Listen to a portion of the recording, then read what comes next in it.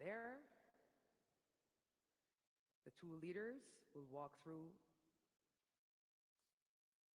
the Journey of Transformation Gallery, Saudi Vision 2030 Gallery, a forward-looking space that brings to life the kingdom's national transformation. Here in this area, it features scale models of some of the kingdom's most iconic future projects, including Prince Mohammed bin Salman Stadium, which will host the world as Saudi Arabia welcomes the FIFA World Cup in 2034. That's the iconic future project, Prince Mohammed bin Salman Stadium.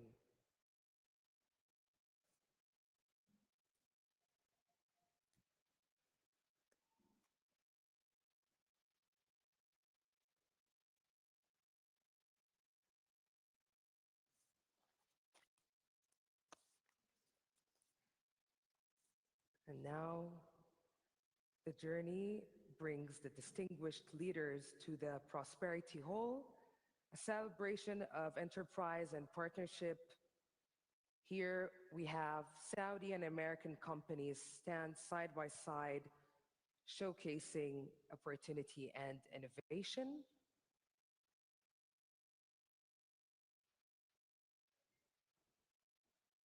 This is prosperity redefined, ladies and gentlemen.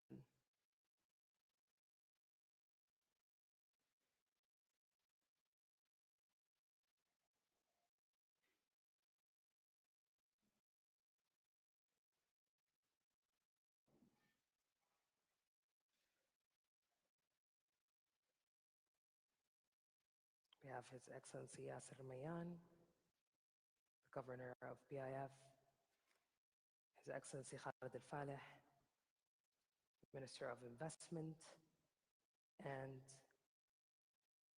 Engineer Amin Al-Nasser, CEO of Aramco.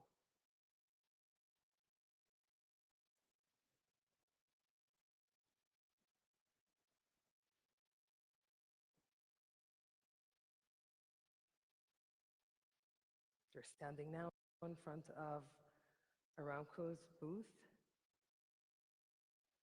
taking the tour in the Prosperity Hall. As we mentioned, it's a celebration of enterprise and partnership, showcasing untapped opportunities and innovation. Here we have Jerry Anzarello. This is the master plan for Diriyah, city of the land, birthplace of the Kingdom of Saudi Arabia.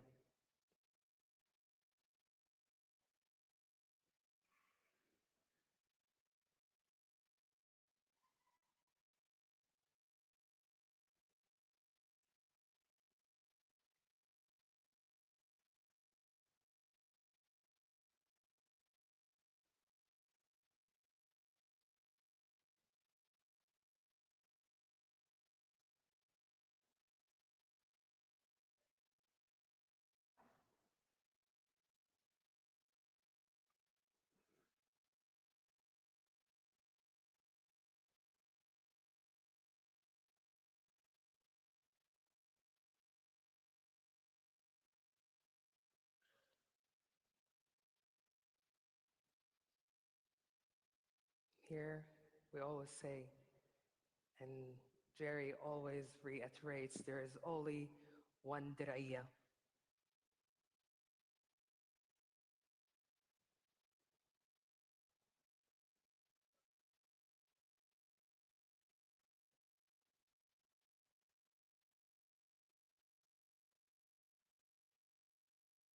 The leaders are continuing the tour in the Prosperity Hall, where prosperity is really defined, making their way to the Plenary Hall. And for that, we have here, I think that's the master plan for New Murabba project.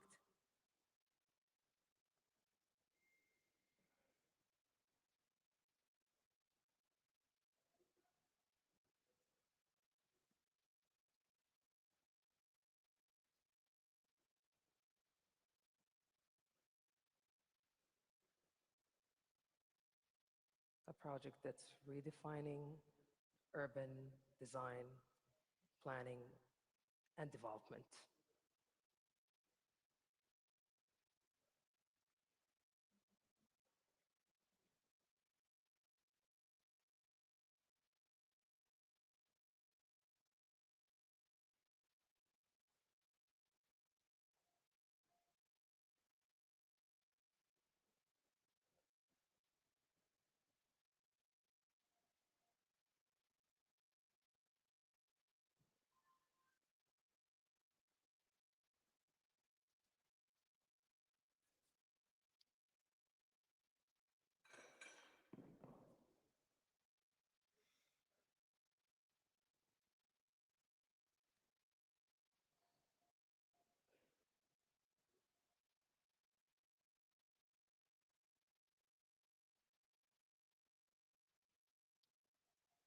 This area, the Prosperity Hall, really reflects the grounding in collective growth, meaningful collaboration, and mutual ambitions.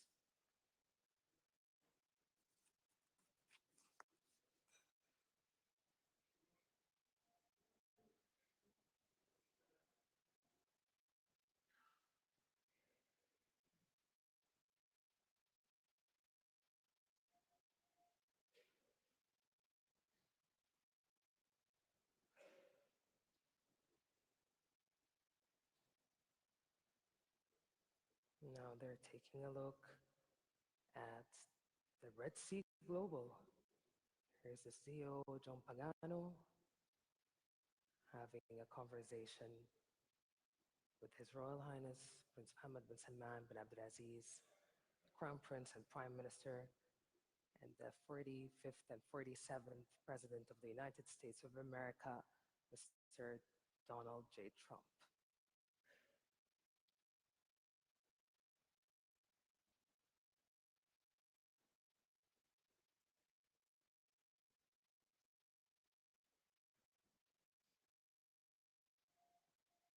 The Red Sea Global, redefining regenerative tourism locally, regionally, and globally.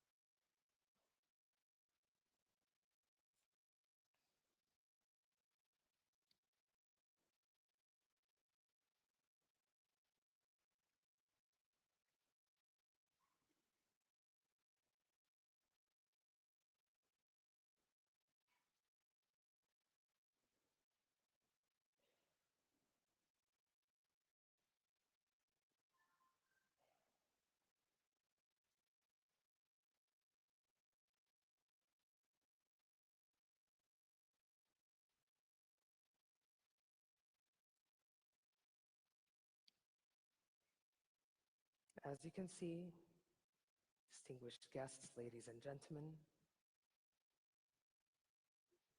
the distinguished leaders are making their way to the plenary hall here as I ask you, all distinguished guests, to please rise for the entrance of His Royal Highness Prince Mohammed bin Salman bin Abdulaziz Al Saud, Crown Prince and Prime Minister, and the 45th and 47th 47th President of the United States of America, Mr. Donald J. Trump. Thank you.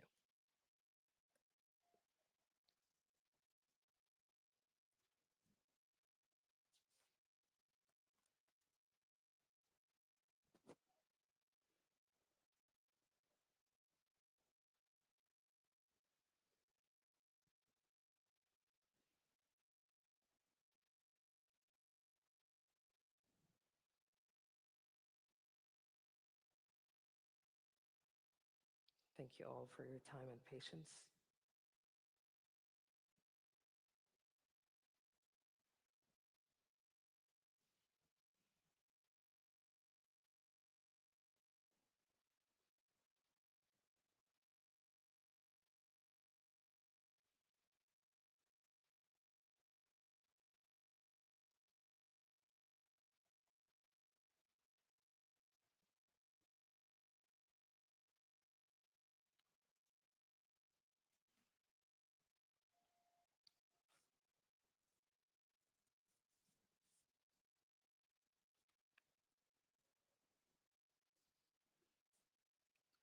Here in this spot, the Journey of Transformation Saudi Vision 2030 Gallery. It's a forward-looking space that brings to life the kingdom's national transformation. Here we see a full scoop of Saudi Vision 2030, innovation at scale, economic diversification, flourishing tourism, and expansive opportunities to explore.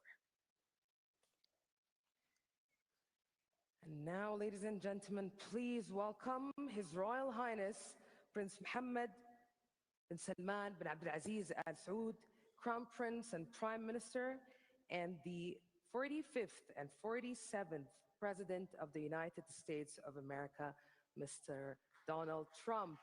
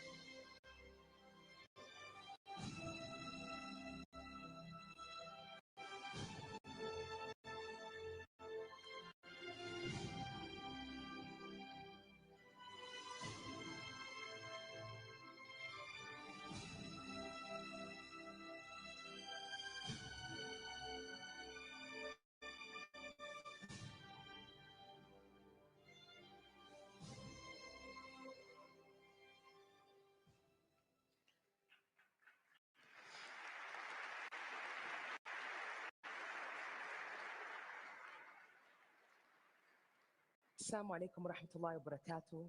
Your Royal Highness, Prince Mohammed bin Salman bin Abdulaziz Al Saud, Crown Prince and Prime Minister, and the 45th and 47th President of the United States of America, Mr. Donald Trump. Ladies and gentlemen, it's truly an honor to welcome you all to the Saudi-US Investment Forum here in the vibrant capital of Riyadh. I'm Mohammed, a Saudi journalist and TV presenter, and it's my great pleasure to be here with you today as we experience a living expression of one of the most influential bilateral relationships in the modern world, the strategic partnership between the Kingdom of Saudi Arabia and the United States of America. And today, here in this room, it manifests in a very tangible, dynamic form with 140 distinguished global speakers, 2,500 delegates in attendance with us today, 15 pivotal panel discussions, and focused dialogues across very critical sectors. And at the center of this momentum are the strategic economic partnership agreements. Signed today, we're talking about 145 investment agreements totaling more than $300 billion US dollars. What a momentum, what a moment. Yes. Oh, yes. This is really energetic. And we have with us the business leaders representing the strategic economic partnership agreements. To commemorate this moment, I deeply honored to welcome His Royal Highness Prince Mohammed bin Salman bin Abdul Aziz Al Saud, Crown Prince and Prime Minister, and the 45th and 47th President of the United States of America, Mr. Donald J. Trump. Welcome. Please join the business leaders representing the strategic economic partnership agreements for a memorable photograph.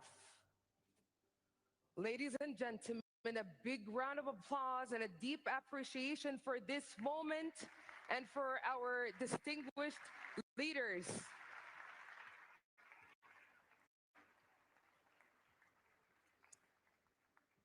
We witness this moment that reflects the trust and determination shared by two nations to move forward together. As you can see, the leaders at the center of this frame shaping the next phase of prosperity for both nations, the Kingdom of Saudi Arabia and the United States of America.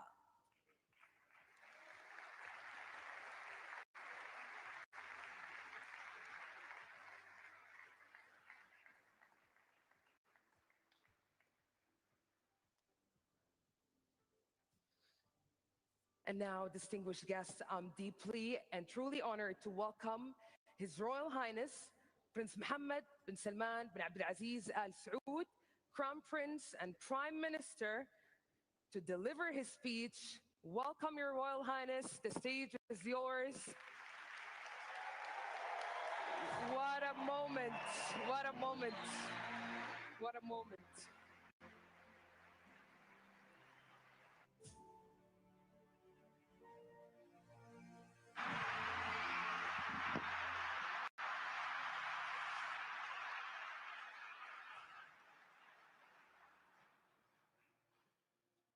فخامة الرئيس دونالد ترامب، ضيوفنا الكرام، السلام عليكم ورحمة الله وبركاته. نرحب بكم اليوم في المملكة العربية السعودية في المنتدى الاستثماري السعودي الأمريكي، حيث تجمع بلدينا صديقين علاقة اقتصادية عميقة بدأت قبل 92 عام، وتحديدا في عام 1933 بتوقيع اتفاقية امتياز التنقيب عن النفط في المملكة مع شركة ستاندرد أويل أوف كاليفورنيا. ونجتمع اليوم لتعميق هذه الشراكة الاستراتيجية في مراحلها المختلفة، من اقتصاد قائم على الموارد الطبيعية إلى اقتصاد مبني على تنويع مصادر الدخل والمعرفة والابتكار. لقد كانت الاستثمارات المشتركة إحدى أهم الركائز في علاقاتنا الاقتصادية، والاقتصاد السعودي حاليا أكبر اقتصاد في المنطقة وأكبر شريك اقتصادي للولايات المتحدة الأمريكية في المنطقة، ومن أسرع الاقتصادات نمواً بين مجموعة ال20. وقد انعكست متانة العلاقات الاقتصادية بين بلدينا على نمو تبادل تجاري إذ بلغ 500 مليار دولار خلال عام 2013 إلى 2024. واليوم نعمل على فرص شراكة بحجم 600 مليار دولار، من بينها اتفاقيات تزيد عن 300 مليار دولار تم الإعلان عنها خلال هذا المنتدى. وسنعمل خلال الأشهر القادمة على المرحلة الثانية لإتمام بقية الاتفاقيات لرفعها إلى تريليون دولار. وتمثل هذه الشراكة المتنامية امتدادا للتعاون المتعدد في المجالات العسكرية والأمنية والاقتصادية والتقنية، بما يعزز المنافع المتبادلة ويدعم فرص العمل في المملكة، ويسهم في توطين الصناعة وتنمية المحتوى المحلي ونمو الناتج المحلي. وتعد الولايات المتحدة الأمريكية وجهة رئيسية لصندوق الاستثمارات العامة، حيث تستحوذ نحو 40% من الاستثمارات العالمية، مما يعكس على ثقة قدرات الاقتصاد الأمريكي على الابتكار، خصوصا في القطاعات الواعدة مثل التقنية والذكاء الاصطناعي، بما يسهم في نقل المعرفة وتبادل الخبرات. ويبلغ عدد الشركات الأمريكية العاملة والمستثمرة في المملكة العربية السعودية 1300 شركة، تمثل ما يقارب ربع حجم الاستثمار الأجنبي في المملكة. منها 200 شركة اتخذت من المملكة مقرها الإقليمي في المنطقة. لقد استطاعت رؤية 2030 أن تحقق معظم مستهدفاتها وتحدث تحولا اقتصاديا غير مسبوقا يهدف إلى تنويع الاقتصاد وتمكين القطاع الخاص ليكون محرك رئيسي للنمو في أكبر اقتصاد في المنطقة. وقد ارتفعت صادرات المملكة غير النفطية ل 82 مليار دولار في عام 2024، كما تم توظيف أكثر من 2,400,000 مواطن ومواطنة، وانخفضت نسبة البطالة إلى أدنى مستوى لها تاريخيا مع تضاعف إسهام المرأة في سوق العمل. ختاما، إنني يا فخامة الرئيس على ثقة أننا اليوم نواصل البناء معكم ومستندين إلى أسس الشراكة الوثيقة بين بلدينا، وما وقعنا عليه اليوم هو جزء من طموح أكبر يستثمر فرص التعاون وتبادل المنافع بيننا. فخامة الرئيس، أن عملنا المشترك لا يقتصر على التعاون الاقتصادي، وإنما يمتد إلى العمل على إحلال الأمن والسلام في المنطقة والعالم. مجددا ترحيبي بفخامتكم في المملكة العربية السعودية، ونتطلع الآن للاستماع لكلمة فخامتكم. شكرا.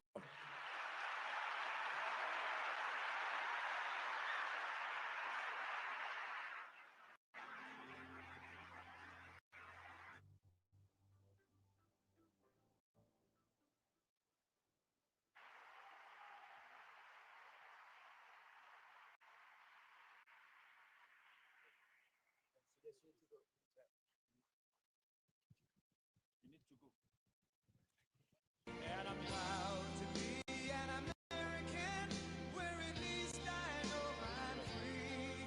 And I won't forget the men who died, who gave that right to me. And I gladly stand up next to you and defend her still today. 'Cause there ain't no doubt I love this land. God bless the USA.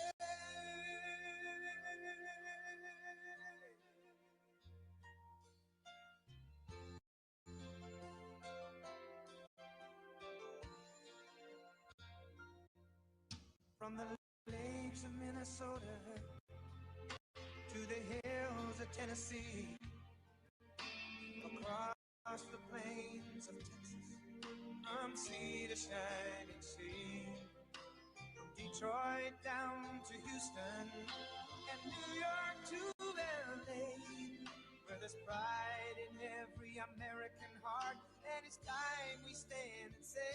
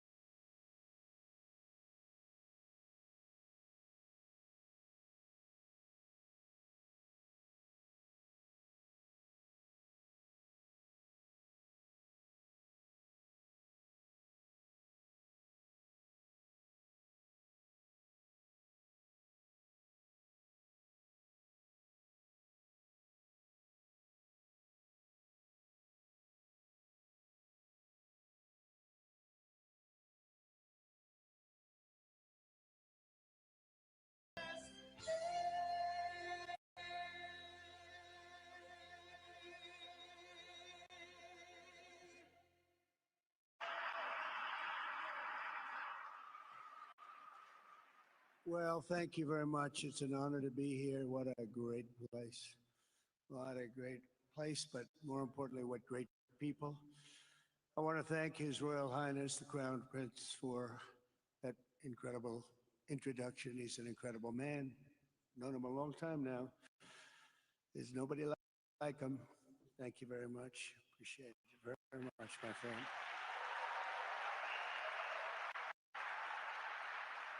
And it's a tremendous honor to return to this beautiful kingdom and be welcomed back with such extraordinary generosity and warmth. I've never forgotten the exceptional hospitality showed to us by King Salman, who's just, we talk about a great man. That is a great man. That is a great man, a great family.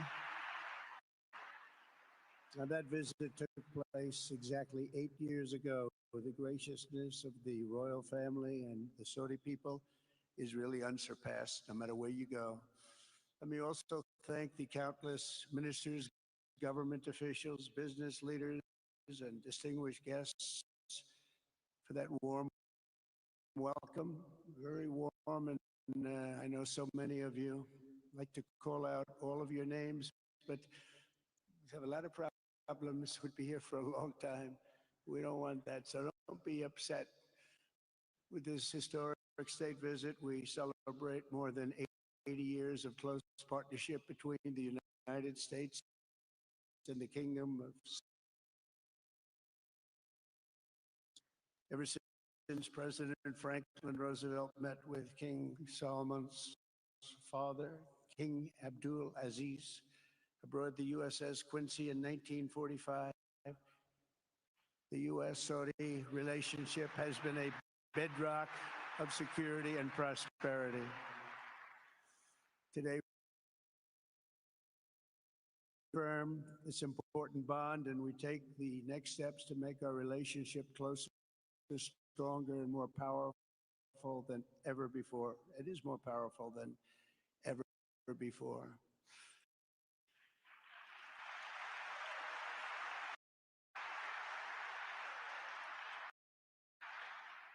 And by the way, it will remain that way. We don't go in and out like other.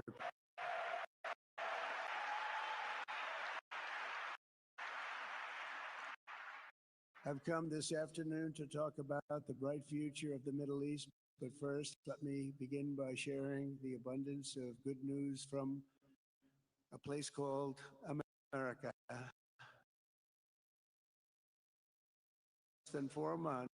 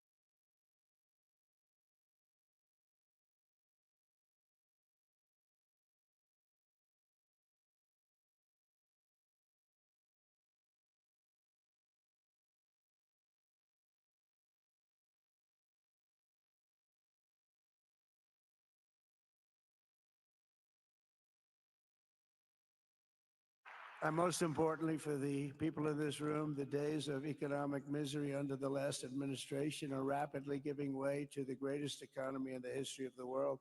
We are rocking. The United States is the hottest country, with the exception of your country, I have to say, right?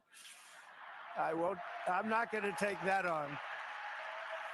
No, Mohammed, I'm not going to take that on. Wouldn't that be a terrible thing if I made that full statement? But I will not do it. You're hotter.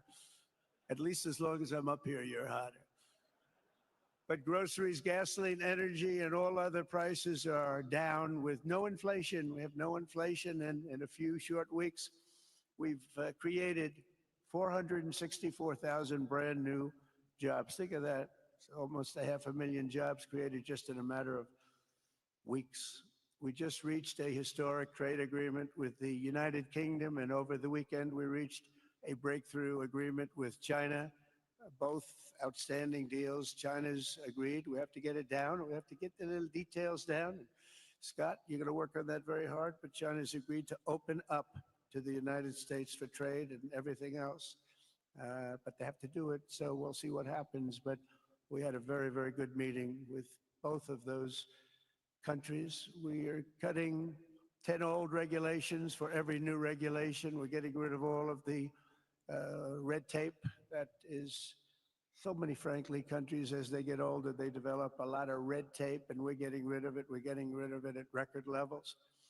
And I'm pleased to report that the United States Congress is on the verge of passing the largest tax cut and regulation cut in American history. We think we're in good shape to get that.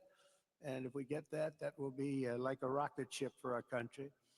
In the first quarter of the year, the investment in America was up an astounding 22%.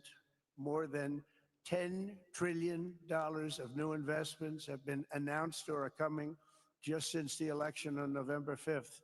So think of that. In a very short period of time, we have over $10 trillion, and it could be much higher than that. Not everybody comes to the White House to have a news conference that they're going to be opening up in America, but they're all coming in at numbers that we've never seen before. If you take a look at other presidencies, they wouldn't do $1 trillion sometime in years. We did this in essentially 2 months because you have to say we got into office and they gave me about a month to clean up and fix up the Oval Office. And after that, we started working, and the money is pouring in, the jobs are pouring in, the companies are pouring into our country like we've never seen before. There's never been anything like it.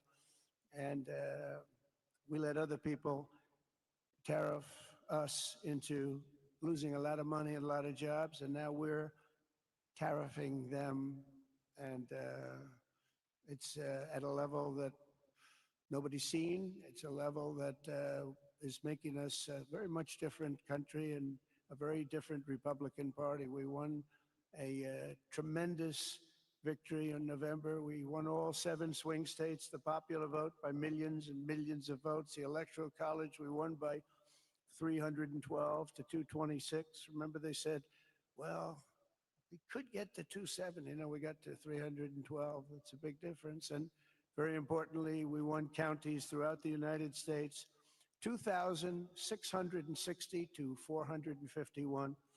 That's why when you look at a map, they're all red. The whole country is red. Red stands for Republican. From the moment on and from the moment we started, we've seen wealth that just poured and is pouring back into America. Apple is investing $500 billion. NVIDIA is investing, and I see my friend is here, Jensen. That's very good, wherever you may be. Thank you very much, because he's putting in $500 billion. TSMC is investing. Where is Jensen, by the way? Where is he? He's standing here. Where is he? I just saw Beth. Thank you very much, Jensen. I mean, Tim Cook isn't here, but you are. What a job you've done. He said he's got 99% of the chip market. I don't know. That's not easy to beat, but what a job you've done. Thank you. We are proud to have you in our country. You know that. Thank you for the investment. TSMC is investing $200 billion, and with this trip, we're adding over $1 trillion more in terms of investment into our country and buying our products. And nobody makes military equipment like us.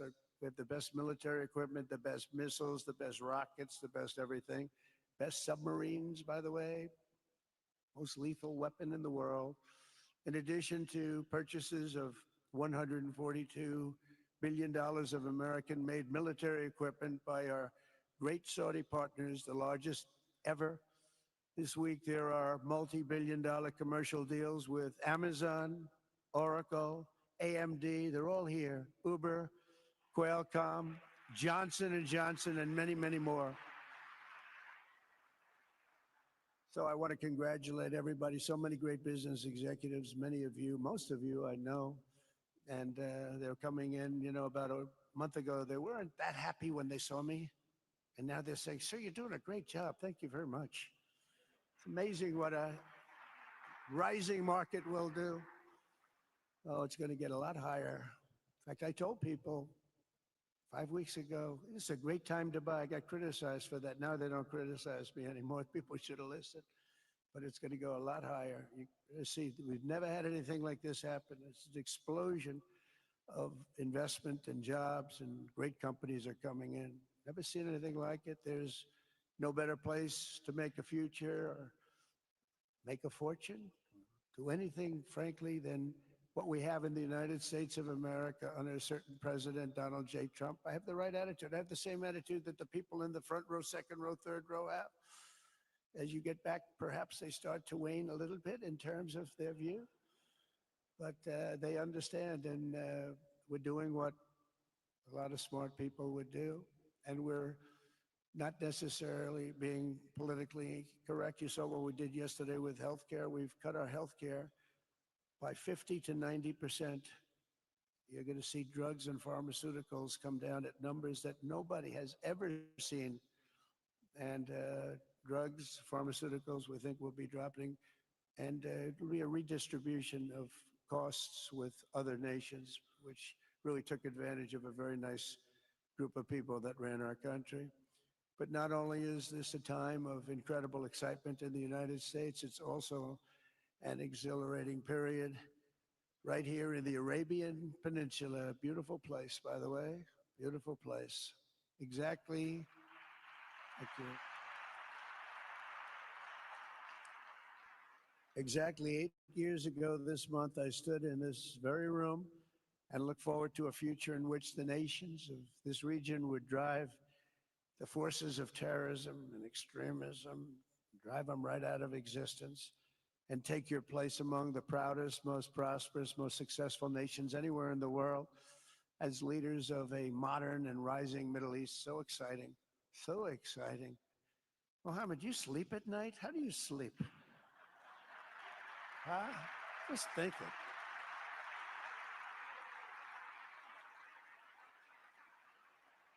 What a job. He tosses and turns like some of us, tosses and turns all night. How do I make it even better all night? It's the ones that don't toss and turn. They're the ones that will never take you to the promised land, won't they? But you have done some job. True. But critics doubted that it was possible what you've done. But over the past 8 years, Saudi Arabia has proved the critics totally wrong. The transformation that has occurred even by these incredible business leaders. I mean, you had the biggest leaders in business anywhere in the world standing right before us. But the transformation that has occurred under the leadership of King Salman and Crown Prince Mohammed has been truly extraordinary. Such a thing has, I don't think, ever happened before. I've never seen anything at that scale happen before.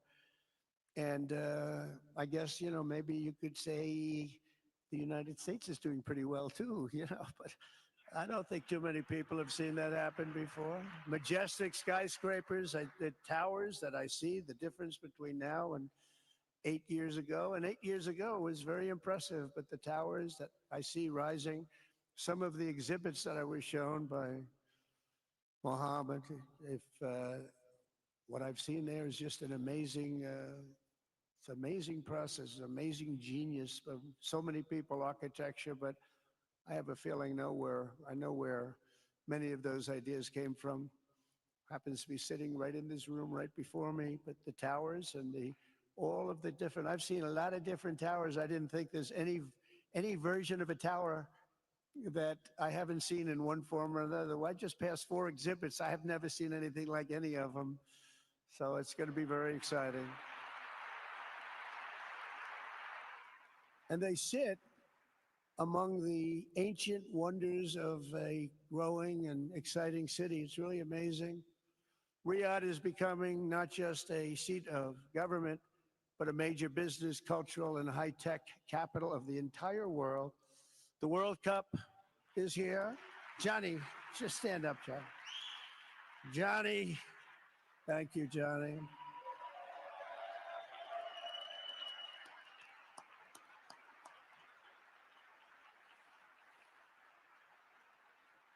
Great job, Johnny, great job. But the World Cup and the World Expo will soon be coming here, just like the World Cup is coming to the United States. It's going to be really exciting next year. The engines of Formula One racing now roar through the streets of Jeddah in a historic milestone. Other industries recently surpassed oil. Think of it, all of your other industries now have surpassed oil. I don't know if a lot of people will understand what that means. It's so big to make up a majority of the Saudi economy for the very first time ever. So think of that. Other industries are now bigger even than oil, which is always going to be a big monster. It's a big one. But that's a great tribute to you and economic development properly used. In other cities throughout the peninsula, places like Dubai and Abu Dhabi, Doha, Muscat, the transformations have been unbelievably remarkable. Before our eyes, a new generation of leaders is transcending the ancient conflicts of tired divisions of the past and forging a future where the Middle East is defined by commerce, not chaos, where it exports technology, not terrorism, and where people of different nations, religions, and creeds are building cities together, not bombing each other out of existence. We don't want that.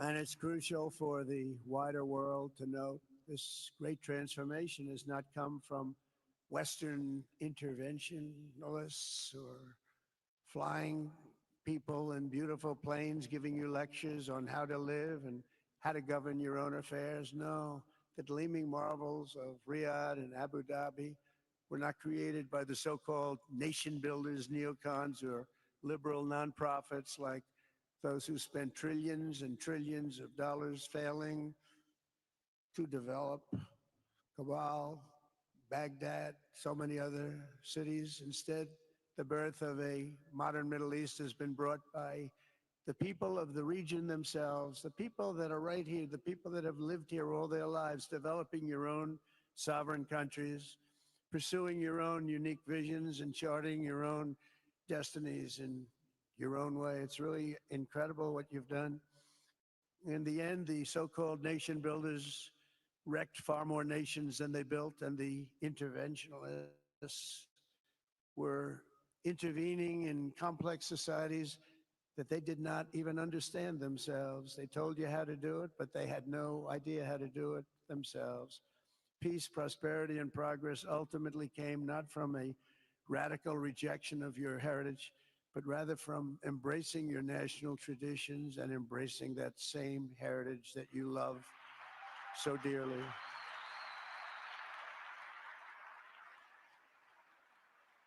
And it's something only you could do.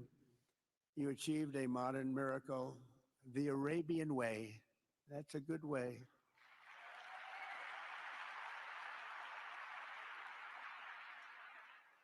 Today, the Gulf nations have shown this entire region a path towards safe and orderly societies with improving quality of life, flourishing economic growth, expanding personal freedoms, and increasing responsibilities on the world stage.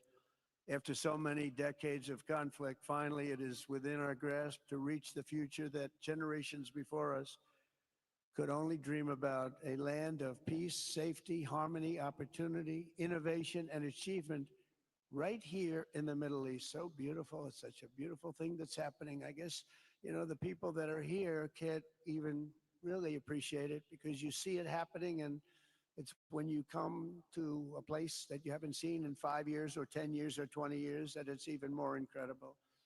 When I left office just over 4 years ago, that future seemed almost impossible, what you've done. Together, we had obliterated the killers of ISIS. We wiped them out, terminated its founder and leader, al-Baghdadi. We had healed the divide in the Gulf Cooperation Council. It's a very big deal. And united the nations of the region to stand against the enemies of all civilization. We'd imposed unprecedented sanctions on Iran and starved the regime of resources to fund terror. They were unable to fund anything because they had no money left. They had no money. But the new administration came in and let them have a lot of money, and you saw what happened. It was not money well spent. And with the historic Abraham Accords that we're so proud of, all the momentum was aimed at peace, and it aimed very successfully. It's been an amazing thing, the Abraham Accords, and it's my fervent hope, wish, and even my dream that Saudi Arabia, a place I have such respect for, especially over the last fairly short period of time what you've been able to do, but we'll soon be joining the Abraham Accords. I think it'll be a tremendous tribute to your country, and it will be something that's really going to be very important for the future of the Middle East. I took a risk in doing them, and they've been an absolute bonanza for the countries that have joined. The Biden administration did nothing for 4 years. We would have had it filled out. But it will be a special day in the Middle East with the whole world watching when Saudi Arabia joins us. And you'll be greatly honoring me, and you'll be greatly honoring all of those people that have fought so hard for the Middle East. And I really think it's going to be something special. But you'll do it in your own time, and that's what I want, and that's what you want, and that's the way it's going to be.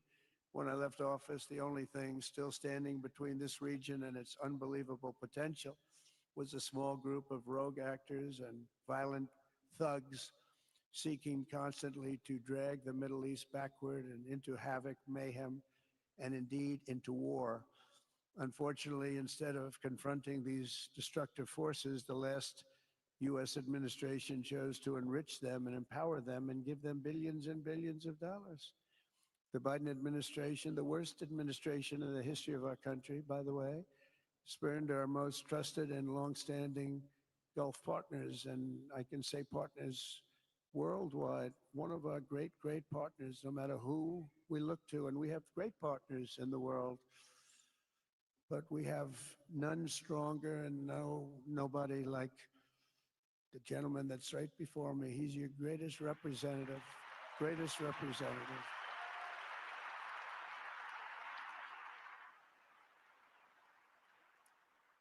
And if I didn't like him, I'd get out of here so fast. You know that, don't you? He knows me well. I do. I like him a lot. I like him too much. That's why we give so much, you know? Too much. I like you too much. Great guy. They lifted sanctions on Iran in exchange for getting nothing, and sent the regime tens of billions of dollars to fund terror and death all over the world. And they laughed at him. They laughed at our leader. And they're still laughing at our leader. They thought him a fool. And they made nothing but trouble ever since, including the funding of October 7th, one of the worst days ever in the history of the Middle East. Horrible day. Biden removed the Houthis from the list of foreign terrorist organizations, even while missiles and drones were being launched right here at your beautiful city of Riyadh, and launched at ships if they happened to be sailing in the wrong location. The Biden administration's extreme weakness and gross incompetence derailed progress toward peace, destabilized the region, and put at risk everything we had worked so hard to build together. And when you think of the great achievements that you've made, to do it in light of a pretty hostile administration, an administration that was not a believer, it makes your achievements even greater. Makes them even greater, you know that. But in a few short months since taking office, we have achieved the swift return of American strength at home and abroad, now working with the vast majority of people in this region who seek stability and calm. Our task is to unify against the few agents of chaos and terror that are left and that are holding hostage the dreams of millions and millions of great people. The biggest and most destructive of these forces is the regime in Iran, which has caused unthinkable suffering in Syria, Lebanon, Gaza, Iraq, Yemen, and beyond. There could be no sharper contrast with the path you have pursued on the Arabian Peninsula than the disaster unfolding right across in the Gulf of Iran. Think of that. They wanted to name it that. I said, they're not going to let them do that. Do you mind if I stop that? I stopped it. We're not going to let that happen.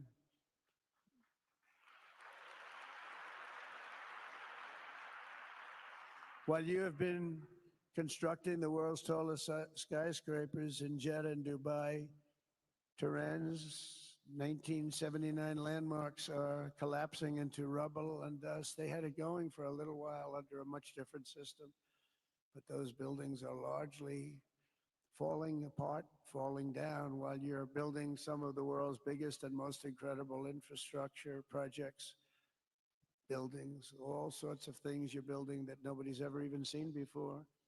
Iran's decades of neglect and mismanagement have left the country plagued by rolling blackouts lasting for hours a day. All the time you hear about it.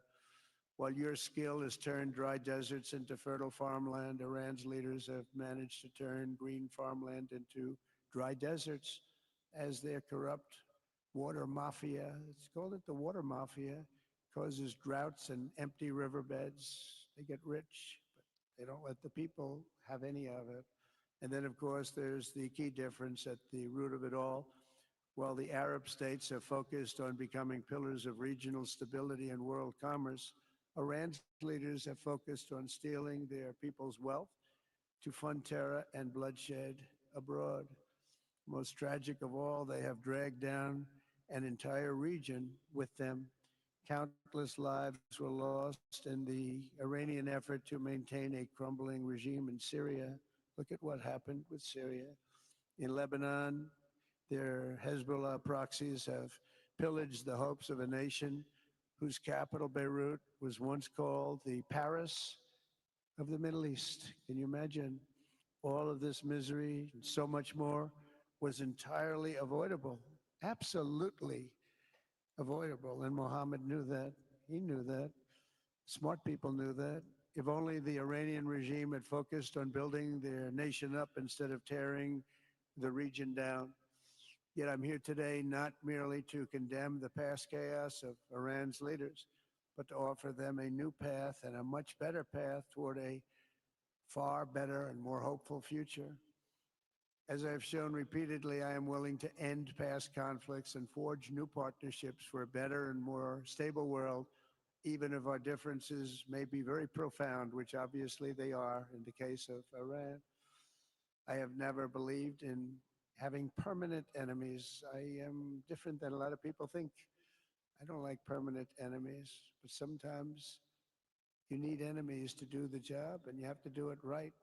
Enemies get you motivated. In fact, some of the closest friends of the United States of America are nations we fought wars against in generations past, and now they're our friends and our allies. I want to make a deal with Iran.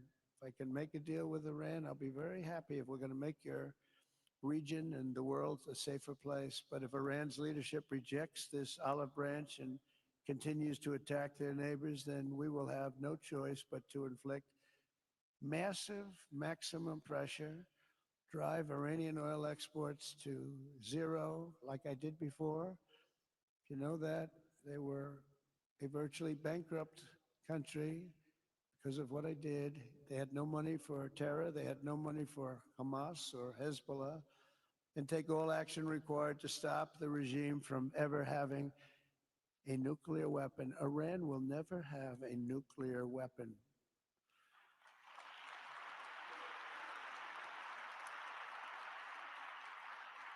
But with that said, Iran can have a much brighter future, but will never allow America and its allies to be threatened with terrorism or nuclear attack.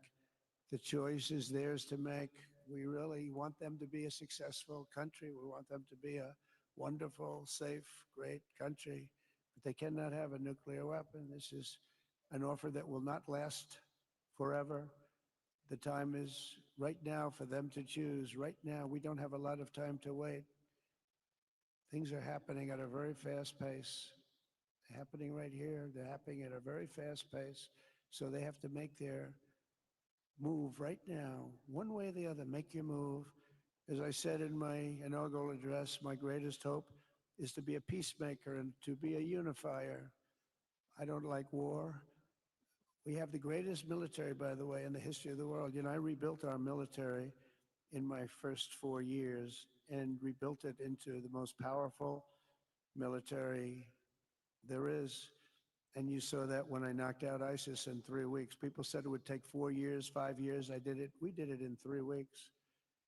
Just days ago, my administration successfully brokered a historic ceasefire to stop the escalating violence between India and Pakistan. And I used trade to a large extent to do it. I said, fellas, come on, let's make a deal. Let's do some trading. Let's not trade nuclear missiles. Let's trade the things that you make so beautifully. And they both have very powerful leaders, very strong leaders, good leaders, smart leaders. And it all stopped. Hopefully it'll remain that way, but it all stopped. I was very proud of Marco Rubio and all of the people that worked so hard. Marco, stand up. What a great job you did on that. Thank you, J.D. Vance, Marco. The whole group worked with you, but it was a great job. And I think they're actually getting along. Maybe we can even get them together a little bit, Marco, where they go out and have a nice dinner together. Wouldn't that be nice? But we've come a long way, and it's could be, millions of people could have died from that conflict that started off small and was getting bigger and bigger and bigger by the day. I've also been working relentlessly to end the terrible bloodshed between Russia and Ukraine, and very importantly, talks are being held in Turkey later this week, probably on Thursday, and they could produce some pretty good results. Our people are going to be going there. Marco's going to be going there. Others are going to be going, and we'll see if we can get it done. 5,000 people, young people for the most part, soldiers from Ukraine, soldiers from Russia. They're not from here and they're not from the United States, but they're souls. They're souls. I think usually, mostly, they're young, beautiful souls that left their parents waving goodbye, left their brothers and sisters. Goodbye, I'll see you soon. And they got blown to pieces. 5,000 on average a week are dying. And people are dying elsewhere in the region, but tremendous numbers like we haven't seen since World War II are dying. And I want to stop it. I want to stop it. It's a horrible war. Would have never happened if I were president. That's a war that would have never happened. October 7th would have never happened if I were president, because Iran had no money to pay Hamas or anybody else. They had no money. They were not looking to take care of them. They had to take care of themselves. They had no money. We stopped their oil effectively with the embargoes and sanctions. But let me take this opportunity to thank the Kingdom of Saudi Arabia for the constructive role that you've played in facilitating the Ukraine talks. And it really is, you've been amazing. You've made everything available to us. Thank you very much. Thank you. And if we get that settled, we'll pay a special tribute to what you've done. You really did lay a great groundwork. Thank you very much. Appreciate it. The West should not be dragging itself backward into another endless war in Europe, yet another endless war. We should stop the killing and work together to address the biggest long-term threats as one unbeatable team. Think of us as an unbeatable team. I mean, when you look at what you've done here, that's much more difficult than stopping stupidity. Think of it. It's stupidity. What you've done is much more difficult, and you did it better than anybody else has ever done it. As President of the United States, my preference will always be for peace and partnership whenever those outcomes can be achieved. Always. It's always going to be that way. Only a fool would think otherwise. In recent years, far too many American presidents have been afflicted with the notion that it's our job to look into the souls of foreign leaders and use U.S. policy to dispense justice for their sins. They loved using our very powerful military, and now it's really the most powerful it's ever been. We just are getting a budget approved, $1 trillion, highest budget we've ever had in history for military, $1 trillion. And we're getting the greatest missiles, the greatest weapons. And, I hate to do it, but you have to do it because we believe in peace through strength. You have to have the strength, otherwise bad things could happen. But hopefully we'll never have to use any of those weapons. Seems to be an awfully big waste of money. You're never going to use them, but hopefully we'll never have to use them, because the destructive power of some of those weapons are like nobody's seen before. I believe it is God's job to sit in judgment, my job to defend America and to promote the fundamental interest of stability, prosperity, and peace. That's what I really want to do. I will never hesitate to wield American power if it's necessary to defend the United States or to help defend our allies.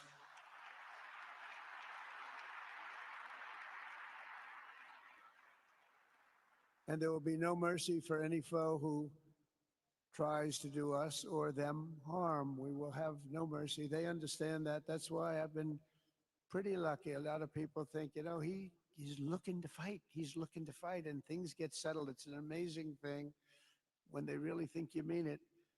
But we do. We have the greatest military, the strongest military, stronger than any. Nobody's even close. We have the best weapons in the world, but we don't want to use them. If you threaten America or our partners, however, then you'll be faced with overwhelming strength and devastating force. We have things that you don't even know about, you don't hear about. And if you did, you say, wow. In recent weeks, following repeated attacks on American ships and freedom of navigation in the Red Sea, the United States military launched more than 1,100 strikes on the Houthis in Yemen. As a result, the Houthis agreed to stop. They said, we don't want this anymore. It's the first time you've heard that from them, too. They're tough. They're fighters. But just days ago, we were asked to cease targeting commercial. They were not going to be targeting commercial ships in any way, shape, or form, anything American. And they were very happy that we stopped. But we had 52 days of thunder and lightning like they've never seen before. This was a swift, ferocious, decisive, and extremely successful use of military force. Not that we wanted to do it, but they were shooting down ships. They were shooting at you. They were shooting at Saudi Arabia. We don't want them shooting at Saudi Arabia if that's okay. So we hit them hard. We got what we came for, and then we got out. Since January 20th, the U.S. military has terminated 83 terrorist leaders operating across Iraq, Syria, and Somalia, including ISIS's #2 global leader. You read about that just recently. With the help of Pakistan, we apprehended the ISIS terrorists responsible for the attack on 13 American service members at Abbey Gate, that horrible, horrible disaster. During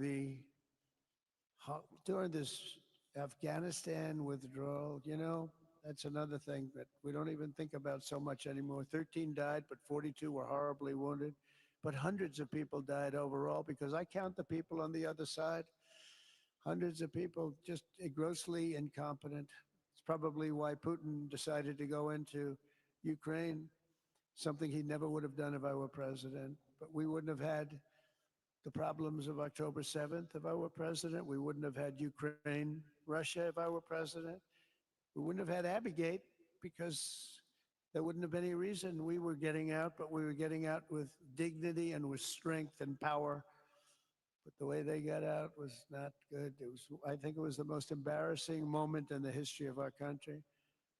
And we've been working tirelessly to bring back all hostages held by Hamas. We brought back a lot already, but we're bringing back more. This weekend, we successfully negotiated the release of the last American hostage, Edan Alexander. Just came out a few hours ago, and we continue to work to get that war ended as quickly as possible. It's a horrible thing that's taking place. All civilized people must condemn the October 7th atrocities against Israel, which would never have happened again if you had probably a different president, but definitely if you had me as president. The people of Gaza deserve a much better future, but that will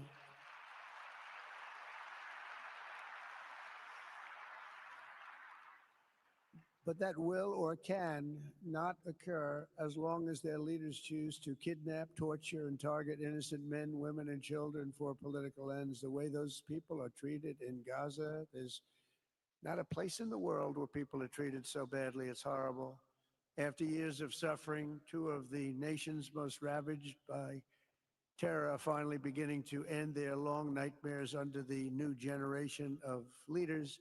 In Lebanon, where a friend of mine has just become the ambassador. He's going to be great. I said, that could be a very dangerous job. He said, I was born there.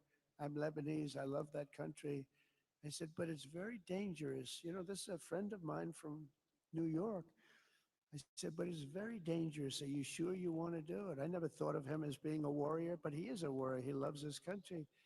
He said, if I'm injured or die, I'm dying for a country that I love. He grew up there. It's horrible what's happened in Lebanon, but you have a great ambassador, I can tell you that. In Lebanon, which has been endlessly victimized by Hezbollah and their sponsor, Iran, a new president and prime minister brought the first real chance in decades for a more productive partnership with the United States. And we're going to work with their new ambassador and everybody else, Marco, and we're going to see if we can really help them out and let them get over that very high grid that they're going to have to get over. My administration stands ready to help Lebanon create a future of economic development and peace with its neighbors. They have tremendous people in Lebanon, doctors, lawyers, great professional people. I hear it so many times. Likewise, in Syria, which has seen so much misery and death, there is a new government that will hopefully succeed in stabilizing the country and keeping peace. That's what we want to see in Syria. They've had their share of travesty, war, killing, many years. That's why my administration has already taken the first steps toward restoring normal relations between the United States and Syria for the first time in more than a decade. And I'm very pleased to announce that Secretary Marco Rubio will be meeting with the new Syrian foreign minister in Turkey later this week. And very importantly, after discussing the situation in Syria with the Crown Prince, your Crown Prince,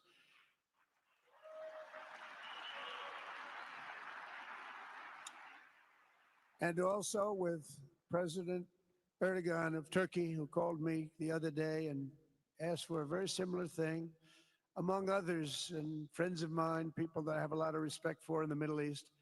I will be ordering the cessation of sanctions against Syria in order to give them a chance at greatness.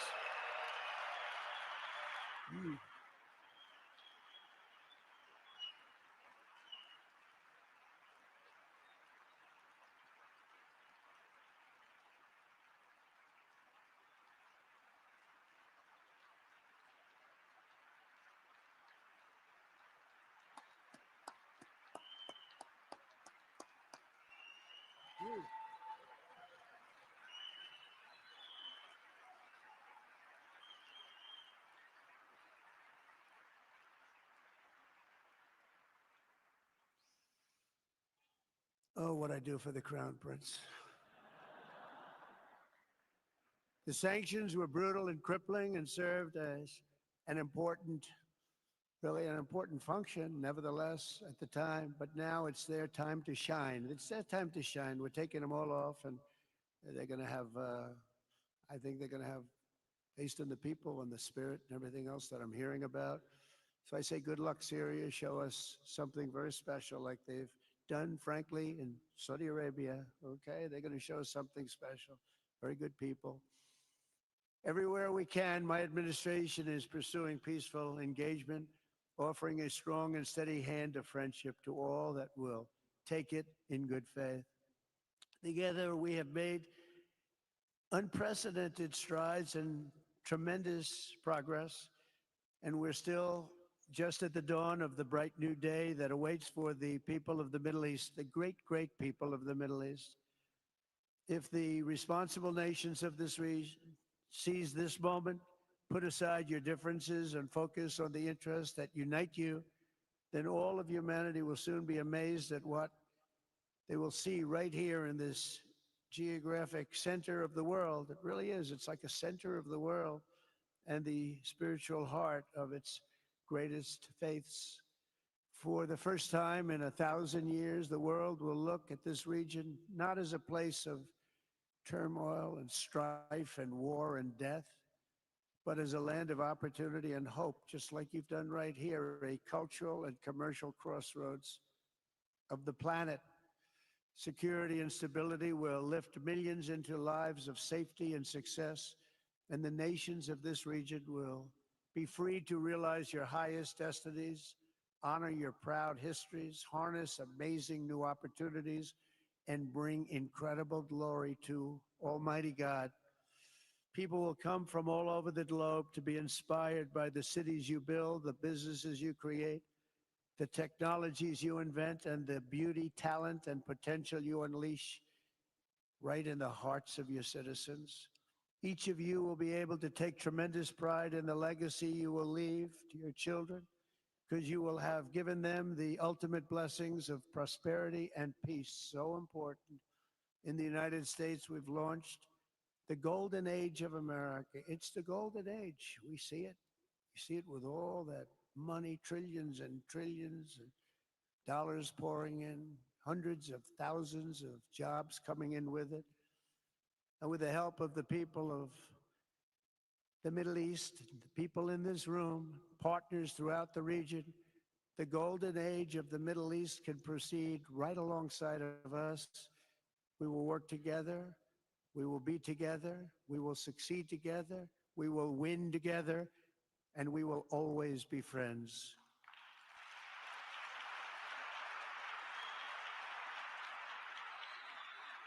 Thank you.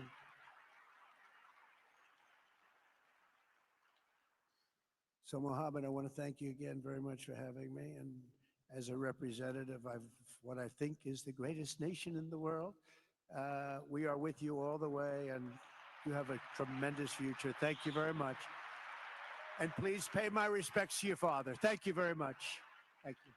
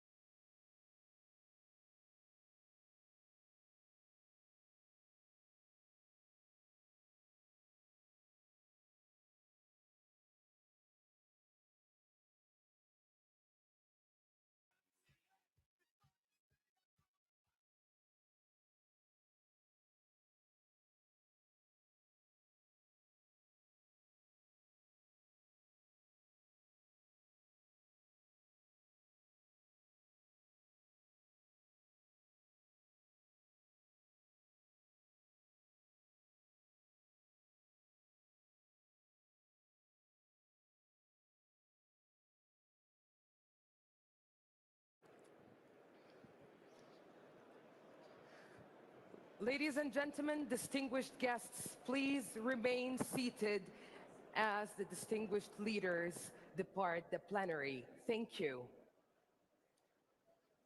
Please remain seated.